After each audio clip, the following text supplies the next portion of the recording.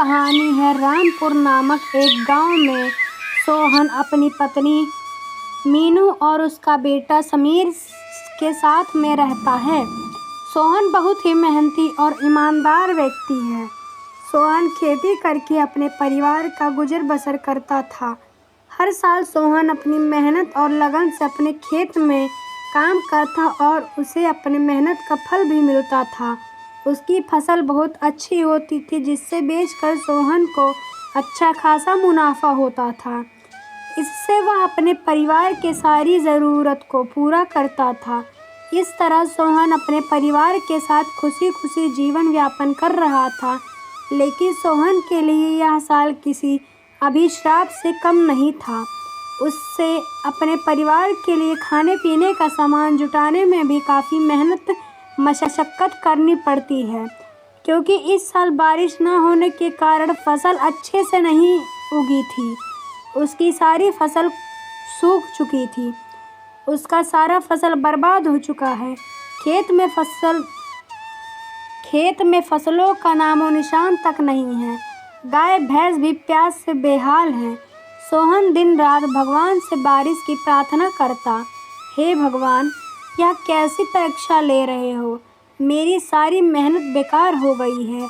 घर में खाने को एक दाना तक नहीं है। भगवान, अगर बारिश बरस जाए तो सभी को राहत मिल जाएगी। अगर ऐसे ही चलता रहा तो हम लोग भूख से मर जाएंगे। हे भगवान, अब आप पर ही भरोसा है। आप ही गांव के लोगों को इस गर्मी के अभिशाप से बचा सकते हो। सोहन यह सब देखकर बहुत उदास हो जाता है, लेकिन इस मौसम के मार के आगे वह बेचारा कर भी क्या सकता है, और वह दुखी मन से घर लौट आता है। लेकिन आसमान में एक भी काले बादल का नामो निशान तक नहीं था। कई दिन बीत गए, लेकिन बारिश नहीं हुई। गर्मी के चलते गांव के कुछ मेहनती लोग भी आपस में बातें कर रहे थे। अरे भाई, इस बार तो गर्मी के कहर ने हम सभी किसानों को अपने काबू कर लिया है। न बारिश हो रही है और न ही धूप का तापमान कम हो रहा है। ऐसे सुनने को मिल रहा है कि अभी तो गर्मी की शुरुआत है, आने वाले दिनों में ज़्यादा गर्मी बढ़ेगी। इस गर्मी की कहर ने एक बुजुर्ग बूढ़े की जान ले ली। यह तो बहुत दुख की बात है। गांव के लोग इस गर्मी के अभिशाप से बहुत चिंतित हैं। फिर अगली सुबह सोहन का 12 वर्षीय बेटा समीर भी इस गर्मी से बहुत परेशान था। वह दिखने में छोटा है, लेकिन वह अपने माँ बाबा की हर समस्या को समझता था। वह हमेशा अपने पिता से पूछता, बाबा, बारिश कब आएगी? कब इस गर्मी से राहत मिलेगी?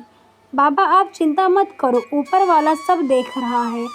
भले ही सभी समस्या खराब चल रही हैं, लेकिन देखना, हमारे भगवान श्री राम जी सब कुछ ठीक कर देंगे। लेकिन सोहन बहुत ही ज़्यादा उदास था। वह मन ही मन सोच रहा था कि मैं अब अपने घर का खर्चा कैसे चलाऊंगा, अपने बेटे और पत्नी का कैसे ख्याल रखूंगा। यह सब सोचते सोचते वह समीर को कुछ नहीं बोल पाता है। अगली सुबह समीर सोकर उठता है। उसे बहुत प्यास लगती है। वह अपने पिता से बोलता है, बाबा, मुझे बहुत प्यास लगी है, लेकिन घर में तो पानी खत्म हो चुका है।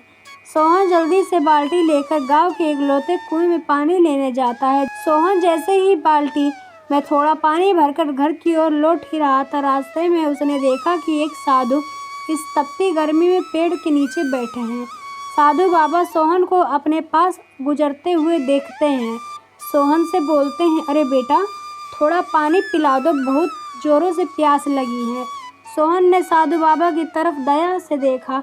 साधु बाबा को इतनी तपती गर्मी में देखकर सोहन को बाबा पर दया आ गई। सोहन ने बाल्टी से कुछ घूंट पानी उस साधु बाबा को पिलाया। इस तपती गर्मी में ठंडा कुएं का पानी पीकर बाबा उसे आशीर्वाद देते हुए बोले, बेटा, तुम्हारा भला हो, जो तुमने इस प्यासे साधु को पानी पिलाया। तुम्हारी जो भी समस्या है सब दूर हो जाए। तुम और तुम्हारा परिवार सदा खुश रहो।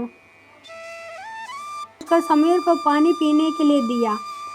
समीर पानी पीता है, लेकिन तभी एक चमत्कार हुआ। आसमान में अचानक काले बादल घेर आए और तेज बारिश शुरू हो गई और पूरे गांव के लोग खुशी से झूमने लगे। यह सिर्फ बारिश नहीं थी, कई लोगों की उजड़ते हुए घरों की एक जिंदगी थी।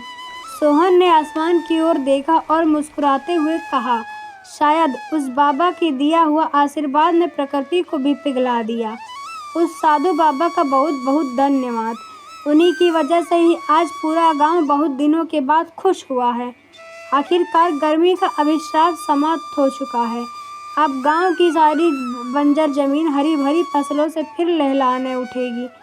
इतनी घंघोर बारिश होने से सारे खेत हरे भरे हो गए और लोग फिर से अपने अपने जमीन पर सब्जी, चावल और कई तरह के फसल उगाएंगे। अब गांव के सभी किसान खुशी खुशी अपना जीवन यापन करने लगते हैं। अगर आपको हमारी कहानी पसंद आई हो तो लाइक, सब्सक्राइब करें और कमेंट करना ना भूलें।